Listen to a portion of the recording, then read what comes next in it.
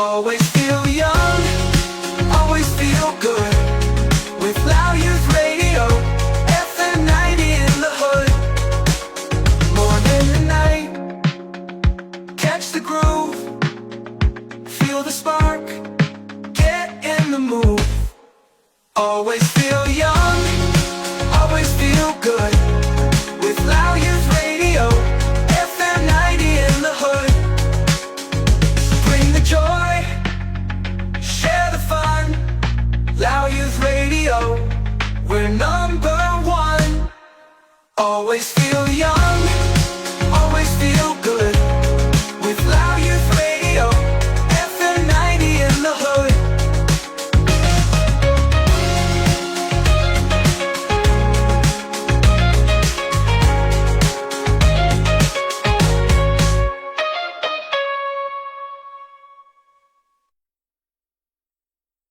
Always feel young,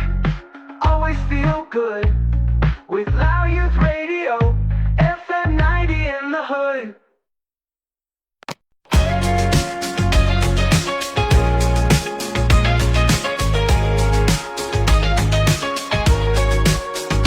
Tune in now, feel the vibe. Always feel young, always feel alive. Always feel young, always feel good. With Loud Youth Radio, FM 90 in the hood. Morning and night, catch the groove. Feel the spark, get in the mood. Always feel young, always feel good. With Loud Youth Radio, FM 90 in the hood. Morning and night, catch the groove. Feel the spark, get in the mood. Always feel young, always feel good. With Loud Youth Radio, FM 90 in the hood. Bring the joy, share the fun. Loud Youth Radio, we're number one. Always feel young, always feel good. With Loud Youth Radio, FM 90 in the hood.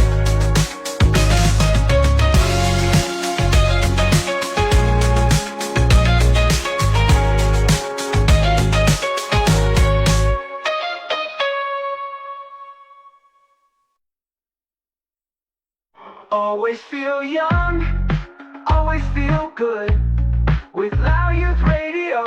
FM 90 in the hood.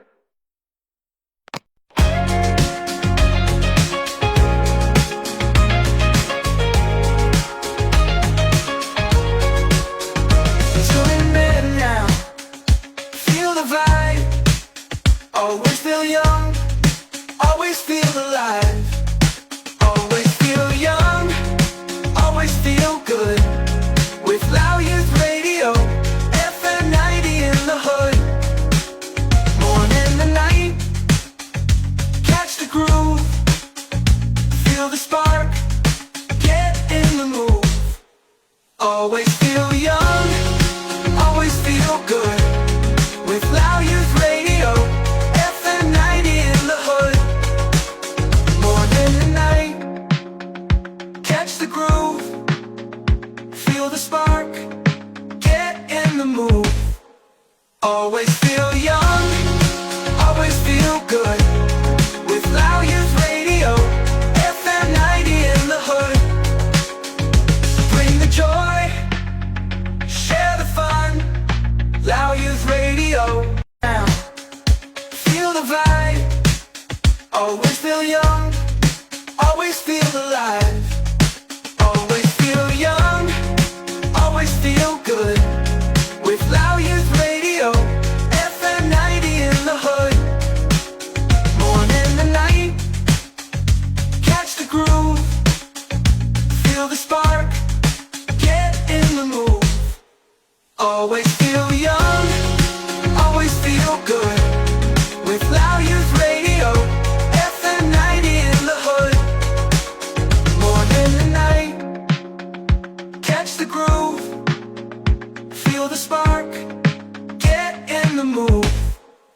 Always feel young, always feel good. With Loud Youth Radio, FM 90. สวัสดีท่านผู้ชมยินดีต้อนรับทุกท่านเข้าสู่การสนทนาพิเศษผ่านการถ่ายทอดสดผ่านทางเพจ Facebook ของ Loud Youth Radio FM 90.0 MHz มื้อนี้อนุรักษ์หรือว่าเป็ดน้อยครับหน้าที่พิธีกรที่จะดำเนินรายการพาทานมาได้ความรู้ใหม่ๆโดยเฉพาะก็คือความรู้เกี่ยวกับที่ดินซึ่งการสนทนาของพวกเราในมื้อนี้แม่นภายใต้หัวข้อสิทธิ์ของพลเมืองลาวในการนำไส้ที่ดินตามประเพณีและก็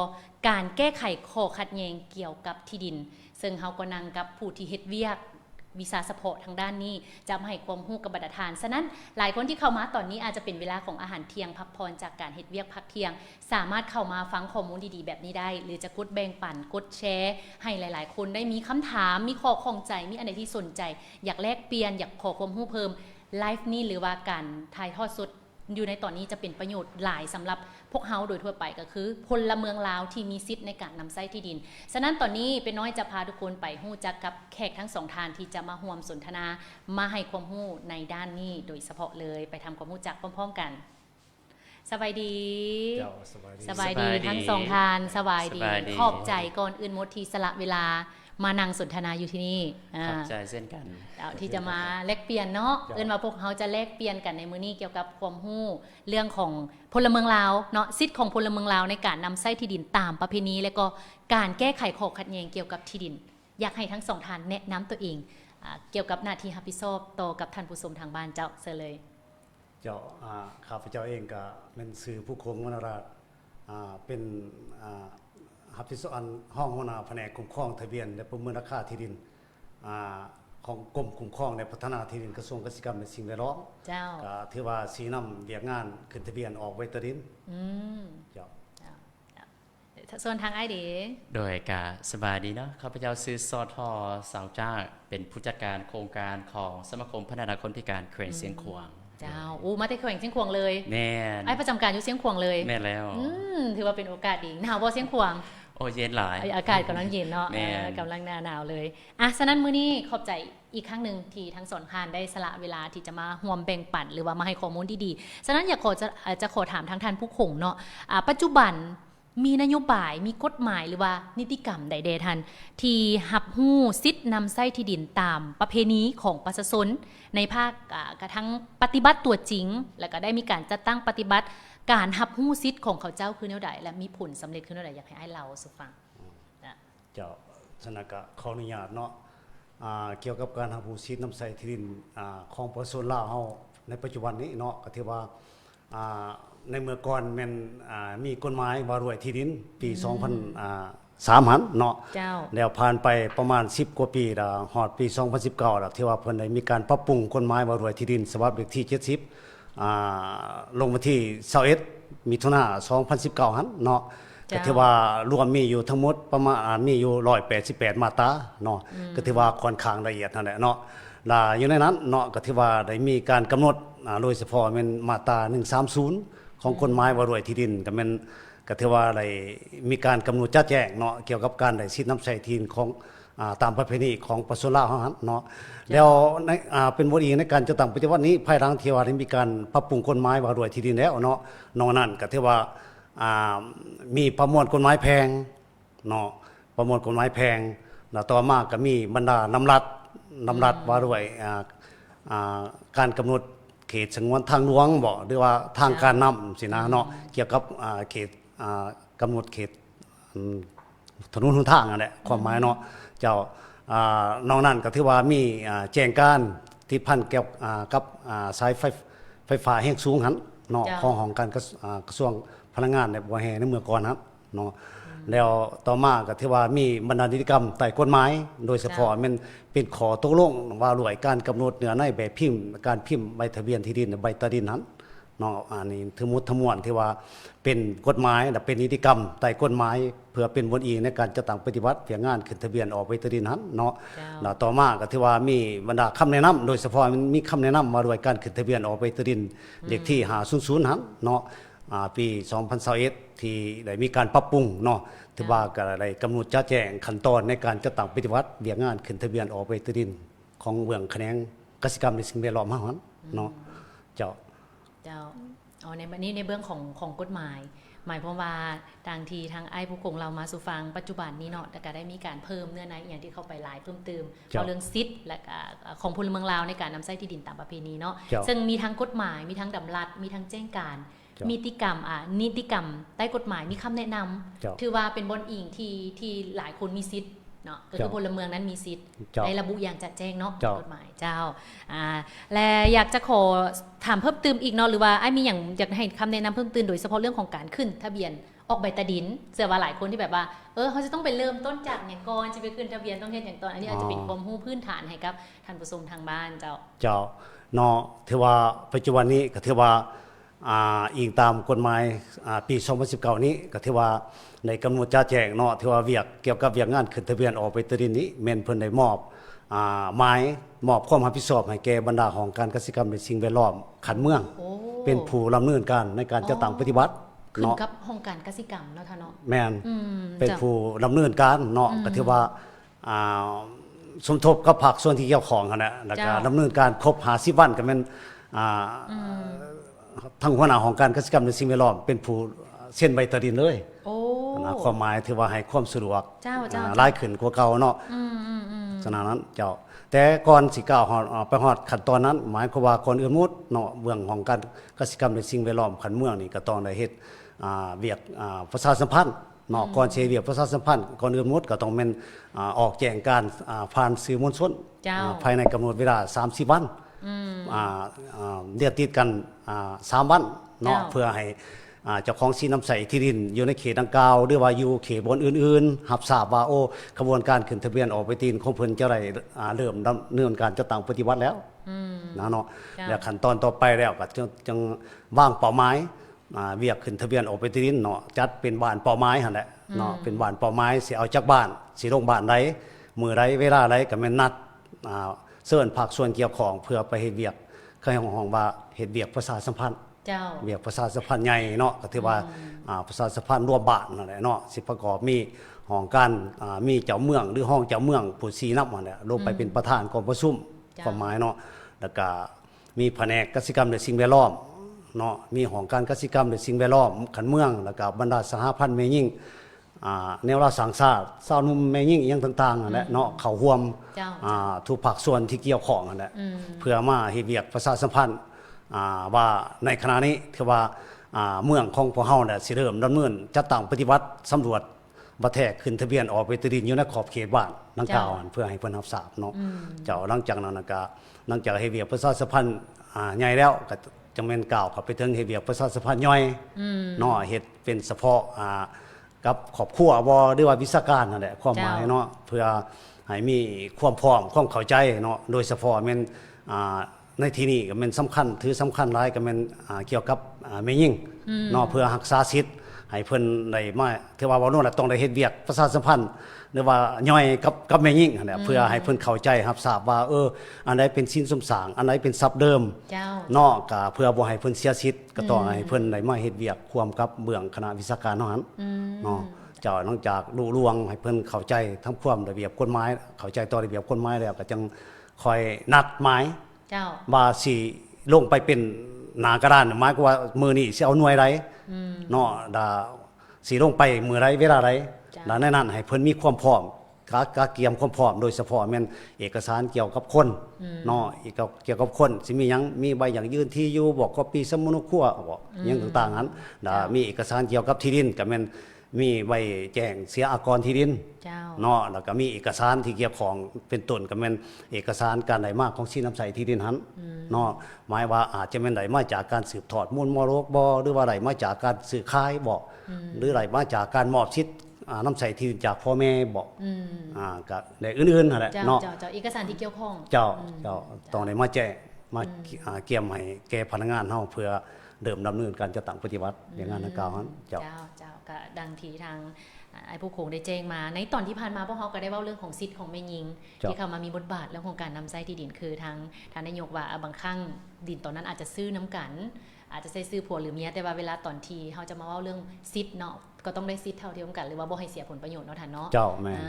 แล้ววันนี้เมื่อกี้เฮาเว้าเรื่องของขั้นตอนของการออกใบทะเบียนอยากจะขอกลับถามไปถามท่านขึ้นตึบีว่าเรื่องของผู้ครอบครองหรือว่านำใช้ที่ดิน เอกสารที่ต้องเกี่ยวเมื่อกี้เนาะท่านก็ได้ยกตัวอย่างมาว่าเวลาเฮาสิไปขึ้นทะเบียนเฮาต้องมีหยังแดใบยั่งยืนว่าเฮาได้รับมูลมรดกบ่แม่นบ่ท่าน หรือว่ารูปแบบของการนำใช้ที่ดินนั้นแม่นหยังประเภทใดเนาะจากวันนี้อยากถามเรื่องผลสำเร็จของการจัดตั้งปฏิบัติผ่านมาเป็นขึ้นแนวใดไงท่านเราสู่ฟังเจ้าก็เว้าร่วมแล้วเว้าถึงผลสำเร็จนี่เนาะก็ถือว่าที่ผ่านมาพวกเฮาก็ได้มีการจัดตั้งปฏิบัติด้วยอิงใส่การกำหนดหมายการกำหนดจำนวนตัวเลขโดยรับรองจากสภาแห่งชาติเนาะกำหนดให้กระทรวงเกษตรกรรมและสิ่งแวดล้อมเมื่อก่อนก็เป็นกระทรวงทรัพยากรธรรมชาติและสิ่งแวดล้อมเนาะถือว่าตัวอย่างว่ากำหนด 300,000 ตอนจังซี่เนาะ 300,000 ตอนมอบให้ปีนี้เนาะแล้วหลังจากนั้นกระทรวงทรัพย์ก็แม่นกระทรวงเกษตรกรรมและสิ่งแวดล้อมก็แม่นได้แบ่งจัดสรรแบ่งตัวเลขให้บรรดาแขวงเนาะบรรดาแขวงโดยเฉพาะแม่นคือซื้อใหม่ก็แม่นแผนกเกษตรกรรมและสิ่งแวดล้อมแขวงเนาะแต่ละแขวงนั่นแหละใน17แขวงแล้วก็1นครหลวงเป็นรวมเป็น18เนาะก็ถือว่าแบ่งเป็นสรรตัวเลขตามตัวเลขสมนูที่เขาเจ้ายังมีหั่นเนาะ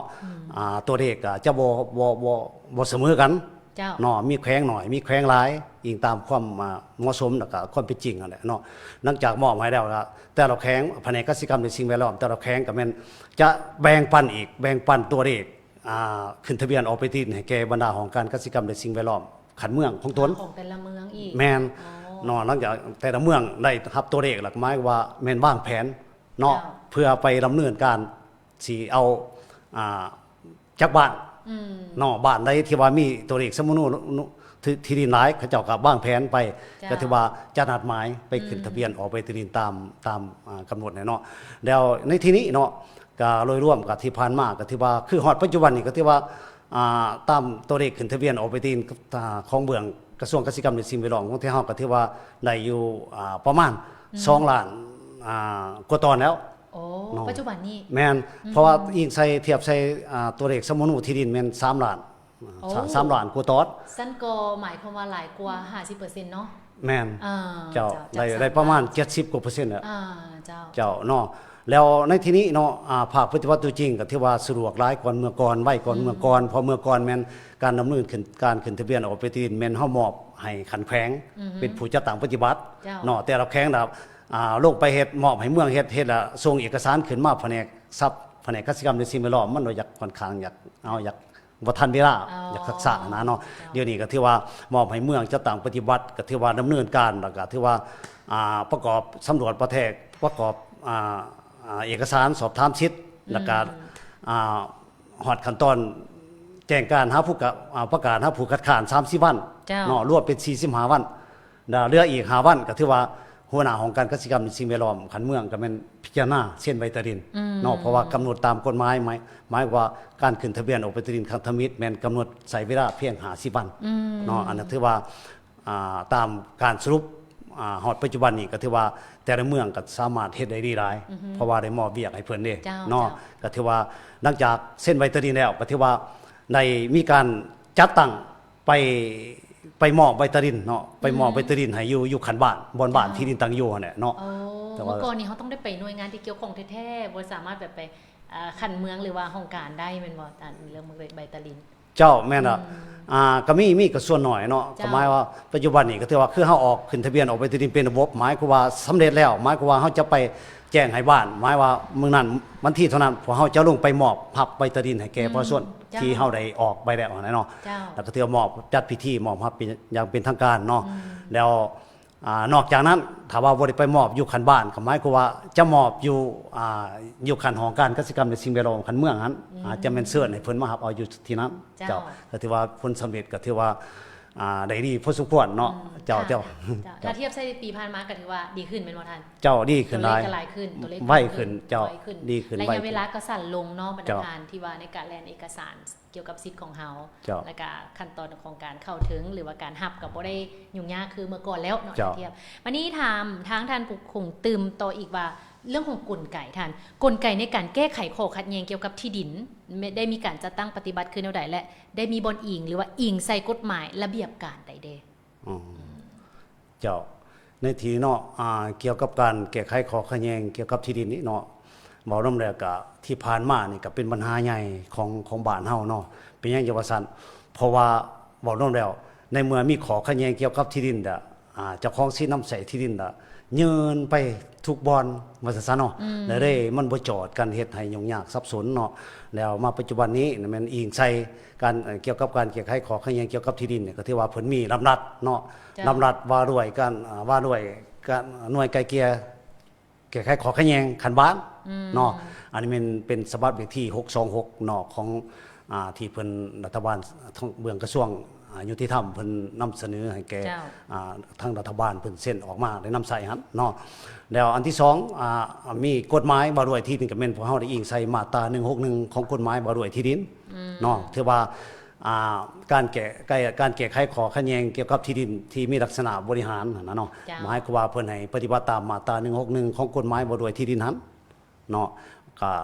ลักษณะนั้นเนาะนอกจากนั้นก็ถือว่ามีนิติกรรมอื่นที่เกี่ยวข้องเนาะเป็นบทเองในการจะตามปฏิบัติโดยเฉพาะก็เป็นที่พันกับประมวลกฎหมายแพงนั่นแหละเจ้าเนาะอันนี้ก็เป็นบทเองในการจะตามปฏิบัติเจ้าเป็นอย่างนั้นเจ้าขอบใจทั้งทานผู้พงหลายๆเนาะสำหรับ2ภาคที่เขาได้มีการสนทนาไปวันนี้อยากถามทางไอ้สทเนาะก็คือผู้ที่มาเป็นองค์การที่ได้รับทุนย่อยเนาะอิงใส่ประสบการณ์ของท่านอยากให้ท่านเสนอยกบางตัวอย่างเนาะเกี่ยวกับการคุ้มครองการนำไส้ที่ดินตามประเพณีของประชาชนอยู่บรรดาบ้านก็คือเป้าหมายของโครงการที่ได้มีการจัดตั้งปฏิบัติผ่านมาเจ้าเล่าสู่ฟังก็โดยรวมเนาะในระยะผ่านมาในการจัดตั้งปฏิบัติโครงการแมนทางสมาคมของเฮาก็ได้ประสานสมทบกับคู่ทำงานขั้นของภาครัฐตั้งแต่ศูนย์กลางฮอดท้องถิ่นในการลงไปจะตั้งปฏิบัติอยู่ขั้นบ้านเจ้าซึ่งแน่นอนเลยว่าข้าพเจ้าก็เห็นได้บางอย่างเนาะที่เป็นสิ่งที่มันเป็นประเพณีแท้ๆของสมสนเจ้าซึ่งสิ่งที่เราพบเห็นก็คือประส่วนเขาเจ้าหามีฮิตของประเพณีที่เป็นเอกลักษณ์เฉพาะของเขาเจ้าสืบทอดกันมาโดนแล้วการนำใช้หรือว่าการคุ้มครองที่ดินอยู่ขั้นบ้านก็ถือว่ามีความสงบดีพอสมควรเนาะตัวอย่างเช่นว่าถ้าหากว่าที่ดินเป็นของบุคคลใดก็เป็นบุคคลนั้นเป็นผู้คุ้มครองและนำใช้ถึงว่าบ่มีเอกสารใดๆมายั่งยืนก็ตามที่เขาเจ้าการนำใช้แบบเข้าใจกันเนาะอยู่ในทางสมสนแต่ว่าสิ่งที่พวกเราผมเห็นอันนึงก็คือในเวลาที่ว่ามีการแบ่งปันให้ลูกก็ถือว่าแบ่งปันให้ลูกโดยว่าบอกว่าอันนี้เป็นดินตอนนี้ของเจ้าด้วยตอนนั้นเป็นของเจ้าบ่มีเอกสารใดๆมายั่งยืนในการมอบสิทธิ์หรือว่าในการให้สิทธิ์ในให้เขาเจ้าหมายว่าบ่มีลายลักษณ์อักษรมีแค่บอกว่าเป็นคำสั่งคำบอกของผู้เป็นพ่อเป็นแม่อยากให้ผู้นี้ตอนนี้ตอนนั้นซื่อๆแม่นพ่อแม่มีแต่บอกว่าตอนนี้เป็นของเจ้าด้วยตอนนั้นเป็นของผู้นี้ด้วยเท่านั้นเนาะต่อกับปัญหานี้มาในเมื่อพวกเราเห็นว่าโอ้มันยังขาดบางอย่างดังนั้นทางโครงการของเราเนาะจึงได้ร่วมมือกับทางภาครัฐในการนำเอากฎหมายว่าด้วยที่ดินเนาะบางมาตราและก็นิติกรรมใต้กฎหมายมาแต้มเป็นโปสเตอร์โอ้เห็นว่าเอามานำแม่นกับตัวอย่างเช่นว่าการได้รับสิทธิ์นำใช้ที่ดินเนาะก็ได้เอามาแต้มเป็นโปสเตอร์เพื่อเข้าใจง่ายเวลาไปอธิบายให้ประชาชนและเขาเจ้าเข้าใจง่ายอันนี้ก็จะเป็นรูปภาพเพราะว่าแน่นอนเนาะบ้านที่พวกเราได้ไปจะตั้งปฏิบัติโครงการรวมทั้งมีหลายชนเผ่าผู้ที่เข้าใจภาษาก็มีผู้ที่ยังบ่เข้าใจก็มีต้องอาศัยรูปภาพประกอบในการได้ไปตัวนี้เนาะ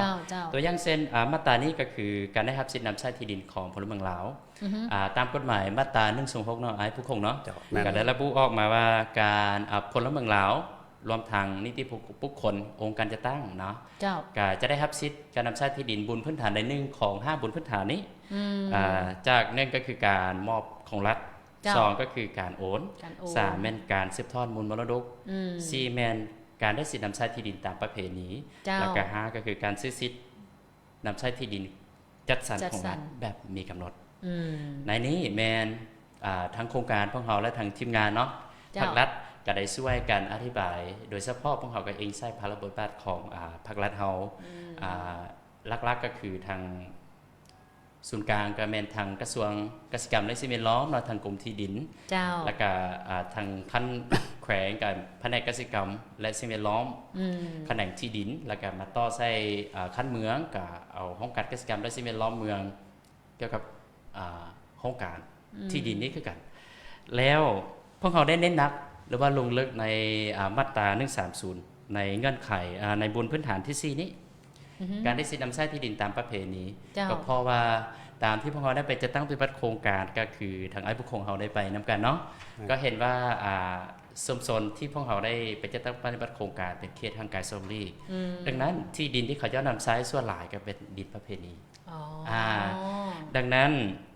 พวกเขาก็เลยว่าโอเคเอาซีให้ใดเพื่อให้เขาเจ้าเข้าใจลึกซึ้งเข้าใจลึกซึ้ง เนาะพวกเขาก็ได้เอารูปภาพที่เป็นโปสเตอร์ที่ได้รับการรับรองเจ้าจากคู่ทำงานภาครัฐและการทางโครงการไปเผยแพร่เช่นกันเนาะในมาตรานี้ก็คือคิดว่าสีให้แอปผู้คงเป็นผู้ขยายความหมายเนาะเพื่อให้ตามที่พวกเราได้ไปให้ตัวจริงเลยโอเคแล้วไอ้ผู้คงก็สามารถอธิบายได้ว่าการได้รับสิทธินำใช้ที่ดินตามประเพณีแม่นได้รับแนวใดอยากกันจะขอเชิญไอ้ผู้คงได้ขยายความหมายให้กว้างให้เลิกตื่มอีกให้เข้าใจแจ้งเจ้าเนาะในที่นี้ความหมายว่าความหมายว่าการได้ครับสิทธินำใช้ที่ดินตามประเพณีนี้เนาะความหมายนึงก็หมายความว่ารัฐเท่านี้ถือว่ารับผู้การนำใช้ที่ดินของประชาชนตามประเพณีในขอบเขตทั่วประเทศนั่นแหละเนาะหมายว่าประชาชนคุ้มครองนำใช้แล้วว่าท่านมีเอกสารหยังที่ทางการไปออกให้ไปขึ้นทะเบียนให้นะความหมายเนาะในที่นี้หมายความว่าการได้รับสิทธินำใช้ที่ของประชาชนลาวนี้เนาะที่เพิ่นได้กำหนดมาใหม่นี้หมายความว่าเขาเจ้าจะไล่มาด้วยการบุกเบิกเนาะพัฒนาการทำการผลิตเนาะท่านเนาะแม่นบุกเบิกพัฒนานำใช้มาคำว่าเป็นเวลาหลายกว่า20ปีเจ้าเนาะเป็นเวลาหลายกว่า20ปีก็หมายความว่าต้องแม่นก่อนอันนี้ก็เป็นเวลาหลายกว่า20ปีก่อนกฎหมายว่าด้วยที่ดินได้กำหนดออกมาปี2019นี้เนาะก็หมายความว่าต้องแม่นก่อนปี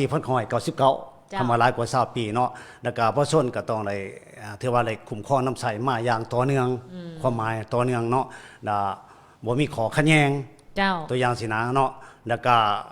มีการยั่งยืนจากเจ้าของสิทธินำใช้ที่ดินข้างเคียงและยั่งยืนจากองค์การปกครองบ้านบ่อนที่ดินตั้งอยู่นั่นเนาะแล้วก็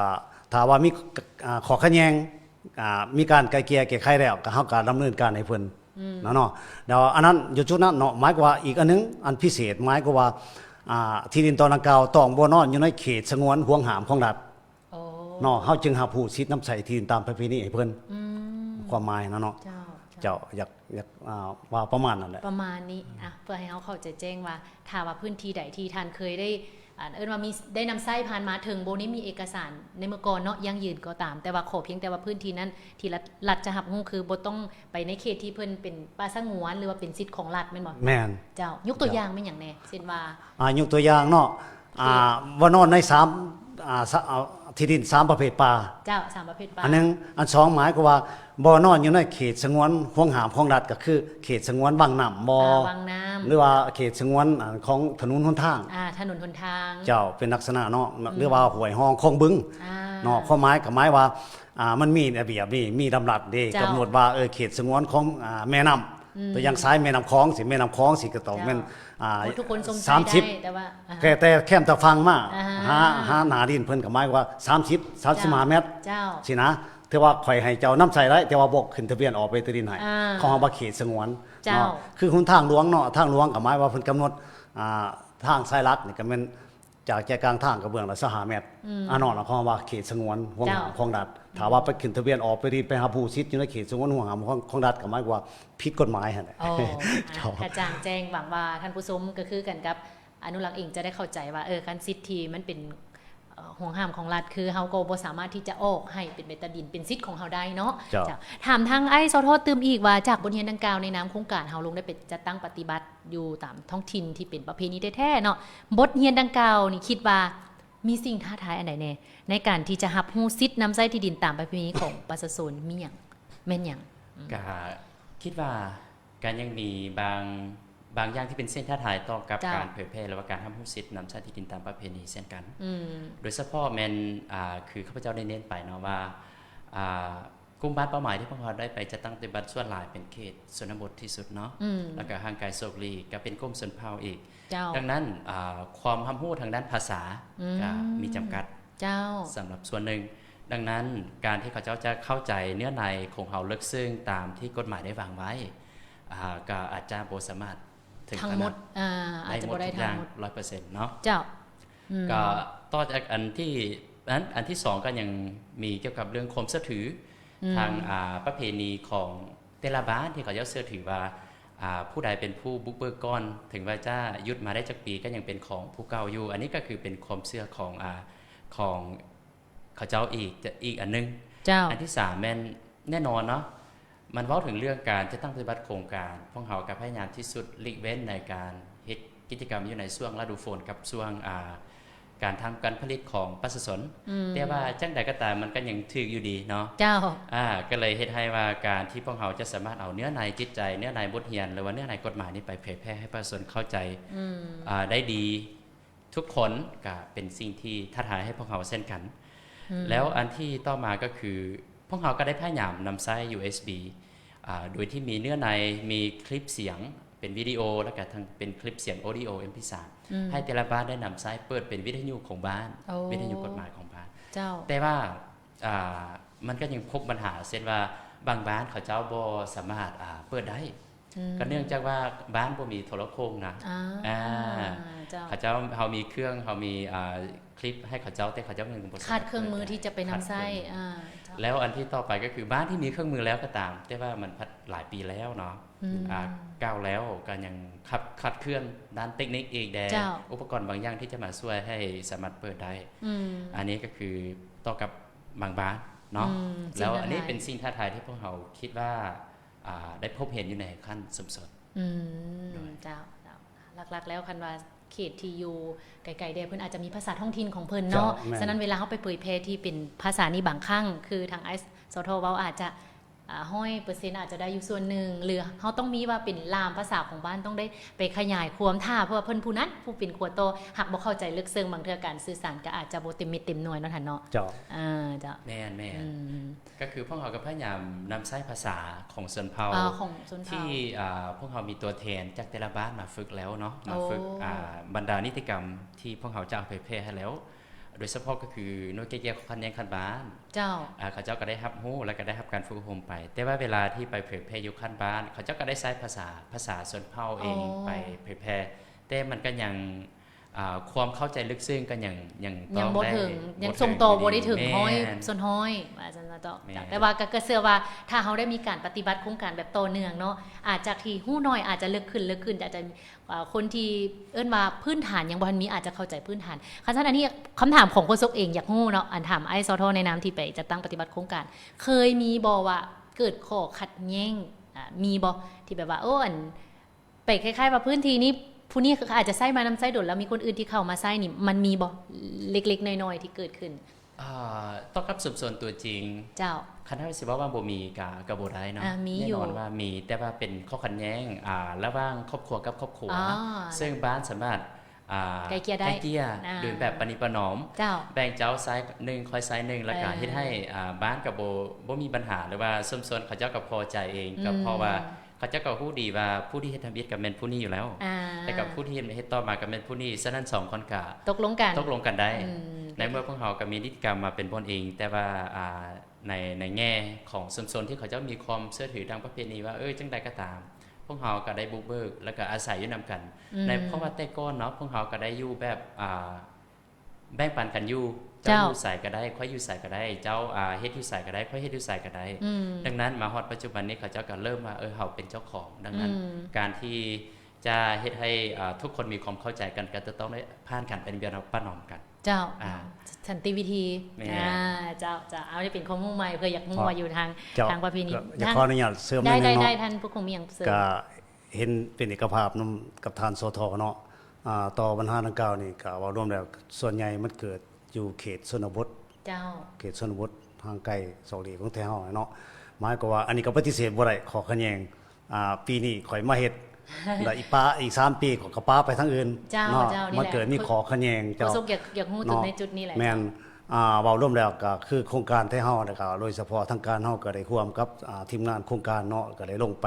เฮ็ดเวียกตัวจริงกับประชาชนบอกอยู่แต่ว่าในเมืองแล้วก็บางครั้งก็ลงฮอดบ้านเนาะบ่ลงนั่นแม่นโดยเฉพาะแม่นพอเฮาได้อิงใส่นี่นักใส่เดี๋ยวนี้เพิ่นมีนำรัฐมาด้วยว่าหน่วยไกลเกลี่ยขอคะแนนขันบ้านนี่ เจ้า เนาะที่ว่าเดี๋ยวนี้ส่วนใหญ่ก็แต่ละท้องถิ่นแต่ละบ้านแต่ละเมืองก็เป็นเพิ่นได้ตั้งหน่วยไกลเกลี่ยขึ้นมาเนาะเพราะว่าทุกอย่างหมายความว่าบ่อยากให้ห้องฟ้องกันไปหาอันนั้นการจะตั้งคันเมืองคันแขวง เจ้า คันศาลโลดหั้น พ นะ ยายามไกลเกลี่ยให้ได้จบอยู่ที่คันบ้าน แม่น โดยที่สุด แล้วทั้งหมดทั้งมวลก็ได้โอ้ร่มหมายความว่าเดี๋ยวนี้เฮาอยู่นํกันเนาะอยู่ใกล้กันเพื่อบ่ให้มันเสียความฮักความแพง เจ้า บ่ให้เสียความรู้สึกถ้าว่ามันเป็นเรื่องกันน่ะหมายความว่ามันคันว่าขึ้นไปฮอดฟ้องฮอดศฮอดศาลน่ะหมายความว่าเสียถึงเวลาเสียถึงเงินเสียถึงพี่ถึงน้อง เจ้า เนาะ เจ้า อธิบายเขาจะเข้าใจมากกว่าโดยร่วมหลายบ้านก็หมายความว่าโดยเฉพาะเป็นทานในบ้านให้คำตอบยืนยันมาก็ถือว่าได้ผลดีพอสมควรเพราะว่าในเมืองมีหน่วยไกลเกลี่ยคันบ้าน เจ้า ตั้งขึ้นมานะเนาะประมาณนั้นเจ้า เจ้าขอบใจหลายๆสำหรับข้อมูลที่ดีเอ้าผู้ใดที่อยากศึกษาหรือว่าอยากมีความรู้เขาสิเริ่มต้นจากไสสมมุติว่าเขาเคยใช้มาแล้วมีมื้อหนึงมาเฮาปะละไปเฮ็ดอันใหม่คือทางไอ้ผู้ผงว่าแล้วคนอื่นมาใช้แล้วเฮาสิเฮียงห้องสิทธิ์แนวใดก็คือต้องไปหาทางของการบ้านก่อนก็ได้เพิ่นจะมีผู้ให้คำแนะนำหรือว่าให้เฮาตกลงกันเมืองนอกไกลเกลี่ยกันเบื้องต้นก่อนเนาะ เจ้า หรือว่าถ้าเป็นไปได้จบอยู่ที่บ้านก็ยิ่งเป็นการดี ประหยัดเวลาค่าใช้จ่ายแน่นอนมันมีค่าใช้จ่ายที่พัวพัน แม่น ทางค่าธรรมเนียมบ่หรือว่าเจ้าหน้าที่แต่ละองค์ประกอบที่เข้ามาร่วมเป็นสักขีพยานต่างๆเนาะ เจ้า เจ้าวันนี้อยากถามทั้งสองทานเลย นอกจากที่เฮาล้มกันมาเบื้องต้นกล่าวกันมาเบื้องต้น ทั้งสองทานเองมีอย่างบ่อยากเพิ่มเติมว่าต้องเอาใจใส่อันใดเป็นพิเศษเนาะเพื่อรับประกันว่าสิทธิ์ในการนำใช้ที่ดินตามประเพณีของประชาชนนี่ได้รับการปกป้อง และก็ได้ประโยชน์สูงสุดจ้ะเริ่มจากทางท่านผู้พงก่อน เจ้าในที่นี้เนาะก็ก่อนอื่นหมดก็อยากมีคำเห็นแนะนำโดยเฉพาะแม่นประชาชนลาวเฮาที่อยู่เขตแขวงนอกๆนั่นเนาะที่ว่ายังมีจำนวนตนดินที่ว่าเพิ่นได้ขึ้นทะเบียนออกไปตดินจำนวนหลายนะเนาะก็เว้ารวมแล้วก็อยากให้ทั้งพวกเข้าใจว่าปัจจุบันนี่ก็ที่ว่าเฮาคุ้มครองหันเข้าสู่ระเบียบกฎหมาย เจ้า เนาะเป็นหลักนั่นแหละเนาะหมายความว่าเว้ารวมแล้วก็แม่นอยากให้เข้าใจว่าสินำใส่แบบผิดของประเพณีอันเก่าเหมือนเดิมอยู่มันสิเกิดพบความยุ่งยากเนาะคันว่าในที่นี้คุ้มครองด้วยระเบียบกฎหมายก็หมายความว่าอยากให้เข้าใจว่าบ่อยากให้มักง่ายนั่นแหละเนาะหมายความว่าเป็นต้นแม่นเกี่ยวกับการคุ้มครองน้ำใส่ที่ดินตามประเพณีนี้เนาะหลักๆแม่นเดี๋ยวนี้หมายความว่าทางการเฮานี่ถือว่าได้กำหนดแต่นี่หาปี 2030 แม่นอยากให้แม่นจะขึ้นทะเบียนออกไปตดินให้สำเร็จ เจ้า โดยพื้นฐานเนาะความหมายนะอันแม่นหลักการเป็นเบียกบุญมสิทธิ์ของขันรัฐบาลเพิ่นอยากให้สำเร็จเนาะคันสำเร็จมันหมายความว่ามันจะติดพันกับประชาชนลาวเฮาหมายความว่าเวลาบรรดาของการกสิกรรมและสิ่งแวดล้อมขันเมืองขึ้นแผนบ้านเป้าหมายที่จะไปดำเนินการขึ้นทะเบียนออกไปตดินเป็นระบบ หมายความว่าเวลาจะไปดำเนินการหมายความว่าประชาชนที่เกี่ยวข้องต้องได้ตัดสินใจสละเวลาเข้าร่วมในกระบวนการขึ้นทะเบียนออกไปตดินนั้น จ้า เนาะสิค่าหยังแนวใดก็อย่าต้องได้ ปะมาก่อน ต้องได้ปะมาเฮ็ดก่อนเนาะ จ้ะ โดยเฉพาะหมายว่าที่ผ่านมานี่ก็มีจำนวนหนึงเนาะไปเฮ็ดเวียกอยู่ห่างอยู่ใกล้แล้วก็บอกให้ลักษณะแบบว่ามอบให้ผู้นั้นผู้นี้มอบแบบปากเปล่าสินะแล้วเวลาเฮ็ดดำเนินการไปแล้วก็เกิดมีปัญหาตามนั้นมาคือปัจจุบันนี่ก็หมายว่าเดี๋ยวนี้พวกเฮาได้มีแบบพิมพ์เอกสารที่ว่าใบมอบสิทธิ์ให้ต่างหน้าเนาะ จ้ะ ถ้าว่ามาบ่ได้แล้วก็มีการเขียนมอบสิทธิ์ให้ผู้ใด ลายลักษณ์อักษร เป็น เนาะ ลายลักษณ์อักษรแล้วก็เส้นบ้านข้างแน่เส้นพยานข้างแน่แล้วก็จึงส่งมาให้ทางการเฮาเป็นผู้วันอิงในการจัดตั้งปฏิวัติเพราะว่าส่วนใหญ่หมายความว่าใช้ชื่อผู้นั้นผู้นี้ไปก่อนนะมันอันเป็นปัญหาของมันฉะนั้นจะว่าอยากเฮียงห้องให้แก่เพราะส่วนลาวเฮาบรรดาเผ่าอยู่เขตที่กำลังสิสืบต่อดำเนินการนี่นะอยากให้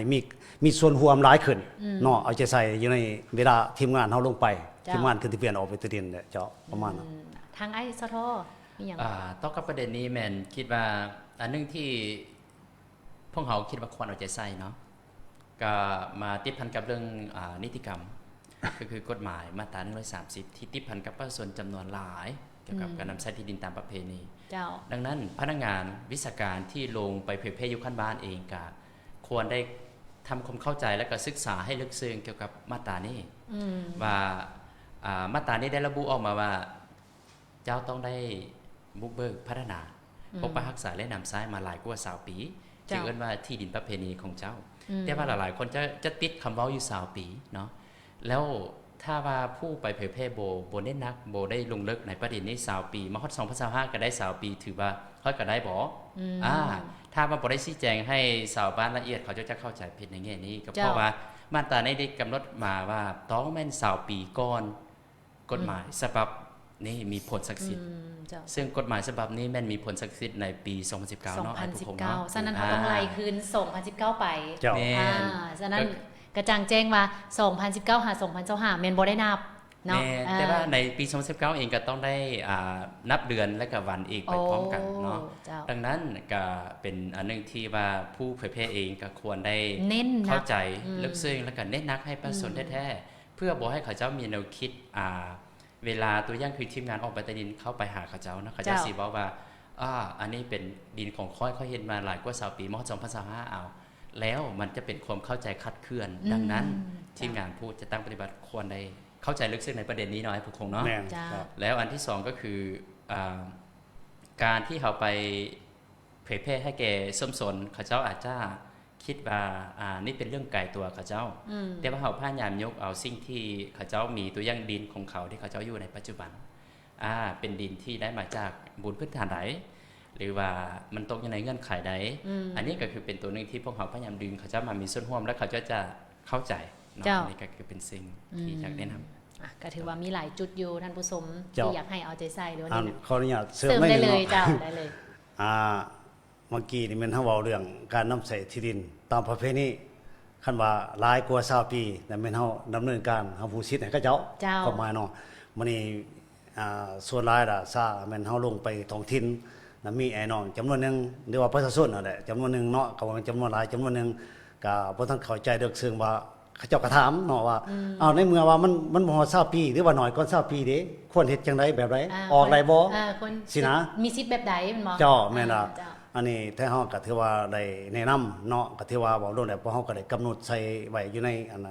คำแนะนำระเบียบนั่นแหละคำแนะนำว่าโดยการขึ้นทะเบียนเอาไว้ตดินเนาะหมายก็ว่าในเมื่อว่านำใช้คุ้มครองนำใช้น้อยกว่า20 ปีหมายก็ว่าต้องได้รับการจัดสรรจากเบื้องรัฐเฮารัฐเฮาก็สิแม่นขันเมืองขันแขวงเป็นผู้ตกลงแต่งตั้งคณะกรรมการเจ้าเนาะไปลงไปพื้นที่เนี่ยจัดสรรให้ประชาชนคุ้มครองน้ำใสเนาะจัดสรรให้ก็ถือว่าเพิ่นรับห้องก็หมายว่าเฮาก็มาหิงใส่แผนจัดสรรเฮาก็ดำเนินการให้ออกไปที่ดินที่เพิ่นได้ความหมายที่นี่เนาะถ้าน้อยกว่า20 ปีเจ้าถ้าน้อยกว่า20 ปีถ้าว่าบ่ได้รับการจัดสรรก็บ่ร่วมแล้วก็หมายความว่าเฮาก็ได้แนะนำนะบ่ทันบ่อยากให้ดำเนินการออกเพราะว่ามันสิขัดกับกฎหมายเจ้าซึ่งเฮาเจ้าสิลักษณะนั้นหมายความว่าบางพื้นที่ที่นำไส้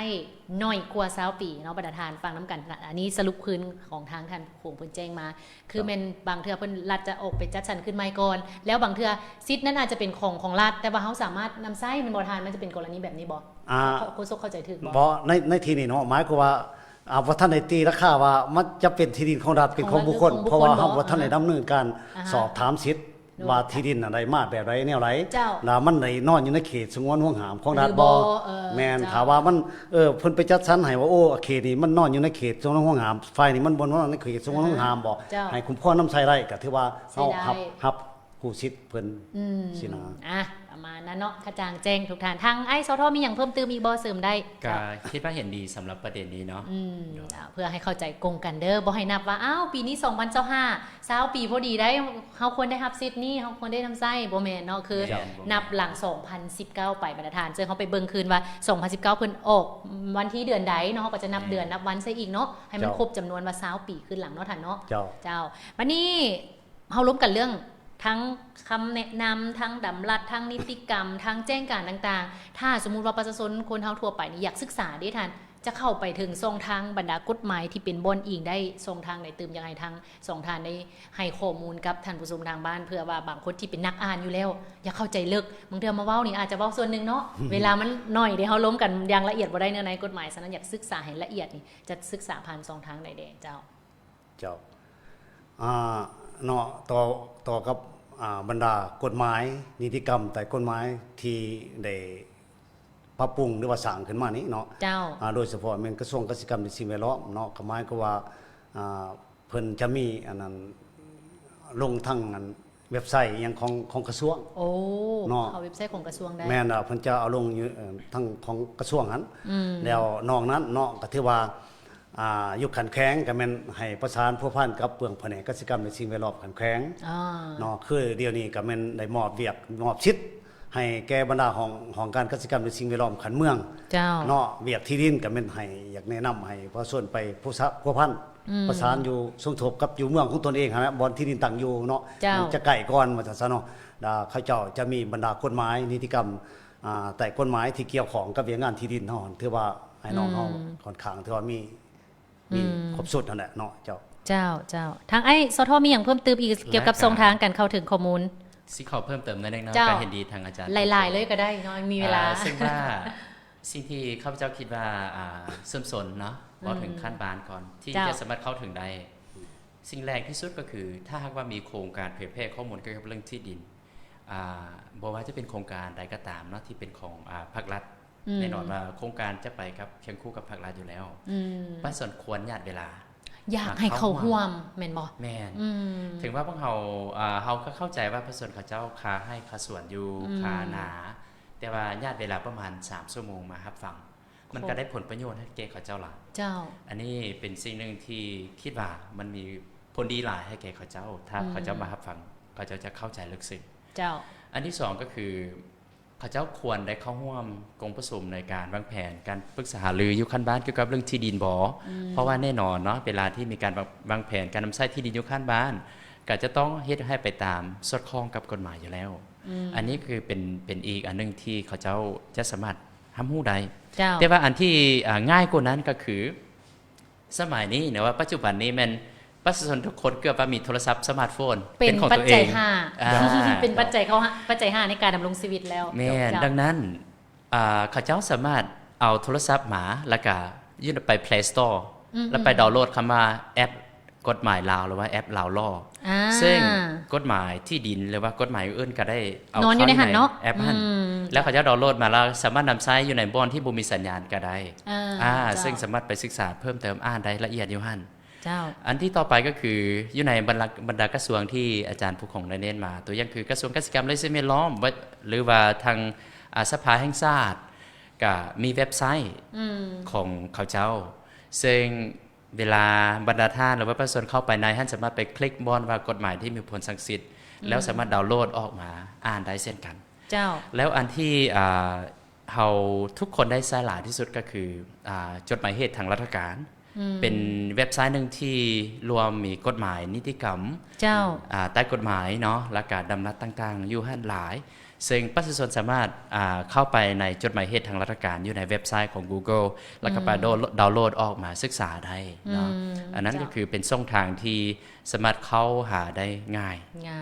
แม่นเพียงแต่มีสัญญาณอินเทอร์เน็ตเพียงแต่มีสัญญาณโทรศัพท์แล้วก็สามารถพิมพ์ตัวหนังสือได้ก็เข้าไปได้เลยเจ้าเนาะถือว่าบ่ได้ยากคือเมื่อก่อนแล้วทุกคนบ่ต้องจำกัดขอบตัวเองว่าเข้าถึงข้อมูลยากคำนี้ใช้บ่ได้ต่อไปแล้วขึ้นกับว่าเฮาอยากศึกษาหรือบ่เนาะเพราะว่าคือทางท่านผู้คงหรือว่าไอ้สทเว้าไปว่าอาจจะเป็นทางขันบ้านนี่ก็แม่นแผนกกสิกรรมและสิ่งแวดล้อมของทางเมืองก่อนเนาะหรือว่าของการของโครงการเนาะโครงการกสิกรรมเนาะโครงการกสิกรรมและสิ่งแวดล้อมของเมืองหรือว่าง่ายกว่านั้นก็คือออนไลน์คือไอ้สทเว้าไปว่าเชื่อว่าทุกคนมีหมดแม่นอยู่เฮายังมีเวลาค้นหาข้อมูลอันอื่นได้เนาะฉะนั้นคิดว่าเฮามาค้นหาข้อมูลเกี่ยวกับกฎหมายนี่ก็คงจะบ่เสียเวลาเกินไปแม่นอยู่เอกสารมันหลายเฮาก็จำเป็นอ่านให้แล้วมื้อเดียวอาจจะอ่านเทื่อละวักเทอละตอนเพื่อให้เขาเกิดความเข้าใจก็จะเป็นการดีสิ่งที่เว้ามาทั้งหมดนี้แม่นเพื่อผลประโยชน์ของท่านผู้ชมก็คือผู้มีสิทธิ์ในการนำใช้เองบ่แม่นผลประโยชน์ของผู้ใดผู้หนึ่งเนาะคือที่รัฐบาลเพิ่นเองสมทบกับบรรดาองค์การจัดตั้งทางสังคมร่วมกันเผยแพร่ข้อมูลนี่ก็มีจุดประสงค์เดียวเพื่อให้ทุกคนนั้นได้รับรู้สิทธิ์ของตัวเองในการนำใช้บ่ว่าจะในปัจจุบันหรือเป็นการส่งต่อในรุ่นสืบทอดเนาะบรรดาท่านเนาะบางเทื่อมันอาจจะเป็นมูลมรดกตกทอดไปถ้าเฮาบ่มีเอกสารที่เป็นลายลักษณ์อักษรไว้ตั้งแต่ตอนนี้มันอาจจะยากตอนนั้นคือตอนนี้เฮามีความรู้เข้าใจแล้วมันก็จะง่ายเอาขอย้ำกันเติมอีกสำหรับช่องทางออนไลน์ในการเข้าถึงก็คือ จดหมายเหตุทางราชการน้อยสทน แม่น พิมพ์ภาษาลาวเลยแม่นบ่ แม่น จดหมายเหตุทางราชการพิมพ์คำนี้เข้าไปทาง Google แล้วจะเข้าไปท่านมันจะมีบรรดากฎหมายที่หลายๆเลยแต่ว่าคันเฮาอยากเจาะจงว่ากฎหมายที่ดินก็คือเข้าไปทางกฎหมายที่ดินได้ เจ้า แม่นบ่ แม่น หรือว่าจะเป็นทางแอปนี่ก็เป็นโหลดมาใส่มือถือคือเฮาโหลดแอป WhatsApp อย่างต่างๆเนาะ แม่น Facebook อย่างต่างๆเฮาโหลดแอปมาลาวล่อเนาะเข้าไปใน App Store หรือว่า Play Store แล้วก็เข้ามาเบิ่งคืนได้เวลาเฮามีแอปนั้นมันก็สิง่าย เจ้า เพราะให้ใจเฮามันบ่เวียงไปเบิ่งอันอื่นเด้เนาะอยู่ในแอปนั้นก็คือต้องเบิ่งแต่ เรื่องเดียวนั้นก็เข้าได้ หรือจะเป็นทางเว็บไซต์ของกระทรวงก็ได้เนาะกระทรวงกสิกรรมและสิ่งแวดล้อมก็คือเข้าไปเลือกเข้าไปกับแผนกกสิกรรมและสิ่งแวดล้อมคันแขวงหรือว่าห้องการกสิกรรมคันเมือง อันนี้ก็จะเป็นข้อมูลที่ทุกคนสามารถเข้าถึงได้บ่ได้จำกัดว่าเพศหญิงเพศชายอายุเท่าใดเพียงแต่ว่าเฮานั้นอยากศึกษาบ่ สนใจบ่ สนใจบ่อยากรับรู้บ่เพื่อเป็นผลประโยชน์ให้กับเฮาเพื่อเป็นสิทธิ์ของเฮาว่าอนาคตมื้อนึงถ้าเฮามีสิทธิ์นี้แล้วเฮาเรียกร้องสิทธิ์เฮาได้บ่จะบ่ถูกคนอื่นเอาเปรียบหรือว่าเสียผลประโยชน์ของเฮาบ่เนาะท่านเนาะ เจ้า เจ้าก็ถือว่ามื้อนี้เฮา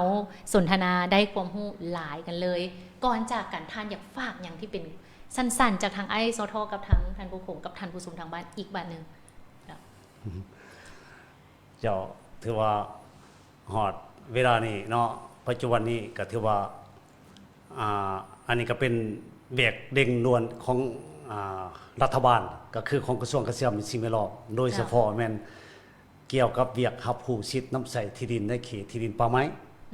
เนาะถือว่าเมื่อก่อนไม้คนเพิ่นบ่ได้รับได้บ่ได้รับผู้สิทธิ์ในเขตที่ดินป่าไม้เนาะเดี๋ยวนี้ผ่านการจัดตั้งปฏิวัติเก็บกำข้อมูลมาแล้วถือว่าพอส่วนเฮาล่ะส่วนใหญ่ประมาณตามสถิติแม่นประมาณ 3,167 บาทที่นอนอยู่ในเขตที่ดินป่าไม้3ประเภทป่า เจ้า 3,000 กว่า แม่นแล้วเดี๋ยวนี้เพิ่นก็ถือว่าทั้งคณะประจำสภาแห่งชาติก็ได้ออกมติเด็กที่57หันออกมาเนาะบ่รวมแล้วก็เป็นรับผู้สิทธิ์น้ำใสที่ดินของผู้ชนที่ได้อาศัยทำการพื้นที่ในเขตที่ดินป่าไม้นั่นแหละเนาะ เจ้า ก็หลังจากนั้นก็ถือว่ารัฐบาลก็ได้มาออกคำสั่งเนาะคำสั่งว่าด้วยการรับผู้สิทธิ์น้ำใสที่ดินในเขตที่ดินป่าไม้เด็กที่20หันเนาะแล้วหลังจากนั้นก็เบื้องกระทรวงเกษตรกรรมและสิ่งแวดล้อมก็เลยมาพันขยายมติและคำสั่งของรัฐบาลมาเป็นคำแนะนำว่าเด็กที่1821หันเนาะในการไปรับผู้สิทธิ์โดยเฉพาะแม่น3ประเภทป่าเนาะผู้ใดอยู่ก่อนการกำหนดเป็นที่ดินป่าไม้ก็หมายความว่าจะออกใบตาดินปลูกสร้างหรือที่ดินหน้าให้ประชาชนนะครับบุคคลไหนที่อยู่หลังการสั่งตั้งเนาะสิเป็นลำดับบ่หรือว่ามติต่างๆเนาะมาหากฎหมายว่าด้วยที่ดินกฎหมายว่าด้วยป่าไม้ปี2019แม่นจะได้ใบยังยืนการน้ำใสที่ดินในเขตที่ดินป่าไม้เนาะแล้วผู้ใดคุ้มครองน้ำใสหลังปี2019หลังกฎหมายป่าไม้และกฎหมายว่าด้วยที่มหาคำสั่งเดือนที่20ปี2024จะได้เฮ็ดสัญญาว่าด้วยการคุ้มครองปกปักรักษาในเขตที่ดินป่าไม้ครับเนาะเป็นลักษณะนั้นและ2อย่างนี้ที่ว่าเพิ่นมีกำหนดเนื้อที่บ่ให้เกินครอบครัวโตะ1ต่อ20ครอบครัว1บ่เกิน20เฮกตาร์มีกำหนดเวลา50ปีเนาะที่ว่าอันนี้เป็นเบียกใหม่ เวียกใหม่เวียกเร่งด่วน เบียกดิ่งด่วนแม่นเพราะว่าเดี๋ยวนี้หมายความว่าพวกเฮาก็ได้เริ่มดำเนินเฮ็ดทดลองอยู่บ้านโคกสว่างเมืองไสบัวทองแล้วเนาะก็ถือว่ายังบ่ทันได้เซ็นใบตาดินถือว่ายังรอท่าสภาผู้ส่วนการแขวงหันเพิ่นเซ็นรับรองเอาแผนจัดสรรที่ดินแผนจัดสรรที่ดินได้ป่าไม้คันบ้านครับเนาะแต่ผ่านมาก็ได้ลงไปเฮ็ดฝึกอบรมให้เมืองไอ้น้องแขวงอัตตปือหันเนาะแผนกกสิกรรมแล้วก็ของการกสิกรรมในสิ่งแวดล้อมหาเมืองหันเนาะเพื่อเริ่มจะตั้งปฏิวัติเนาะว่ารวมแล้วก็ทั้งหมดทั้งมวลก็เป็นได้เป็นเบียกใหม่ก็จะให้พอโซล่าเฮาก็ถือว่าได้ให้รอท่าเนาะรอท่าเบื้องทางการเฮาไปเผยแพร่ไปประชาสัมพันธ์จะวางเป็นแผนเป้าหมายสิเฮ็ดบ้านได้แนวใดหั่นแหละเนาะเจ้าติดตามนํกันท่านผู้ชมทางไอซอทอมีหยังฝากก่อนปิดรายการเฮาก็ขอบใจเนาะทางรายการที่ได้เชิญพวกเราเข้ามามีส่วนร่วมซึ่งข้าพเจ้าเองก็คิดว่ามี 2-3 ข้อฝากอันที่หนึ่งก็คือถ้าหากว่าสมสนเองหรือว่าบ้านได้นำเอานิติกรรมกฎหมายมาอ่านด้วยตัวเองอยากให้ศึกษาลึกซึ้งถ้าหากว่ามีประเด็นใดที่บ่เข้าใจก็ให้ปรึกษากับทางองค์การที่เกี่ยวข้องของเมืองวิชาการที่เป็นผู้รับผิดชอบโดยตรงเช่นว่ากฎหมายว่าโดยที่ดินก็สามารถปรึกษากับทางวิชาการขององค์การเกษตรกรรมและสิ่งแวดล้อมเมืองนะ เพิ่นพร้อมที่จะให้คำอธิบายที่จะแจ้งให้แก่ทานเนาะ เจ้า อันที่หนึ่งอันที่สองก็คือเว้าถึงเรื่องการเข้าร่วมกิจกรรม การเผยแพร่เกี่ยวกับนิติกรรมก็อยากให้สมสนมีความเข้าใจว่าอันนี้เป็นสิ่งที่ติดพันกับชีวิตการเป็นอยู่ของพวกเราฉะนั้นพวกเราควรสละเวลาเข้ามาร่วมรับฟังเพื่อให้พวกเราได้รับประโยชน์ เจ้า อันที่3ก็คือสิ่งที่อยากเล็กเปลี่ยนแมนโดยเฉพาะอยากฝากไปทาง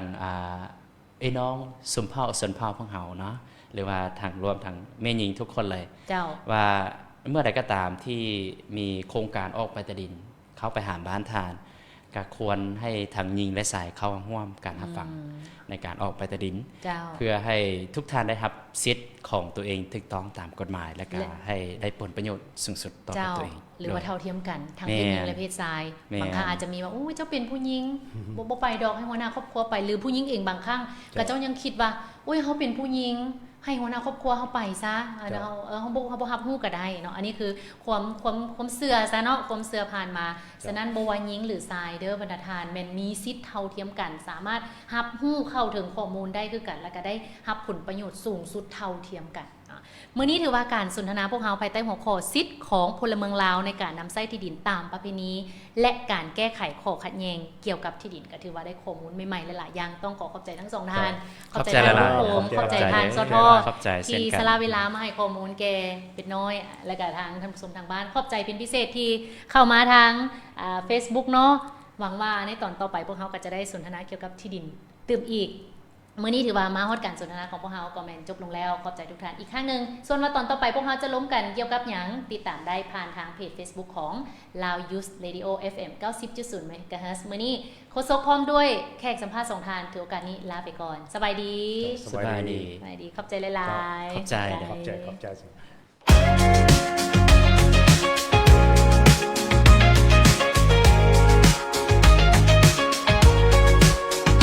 Join me now.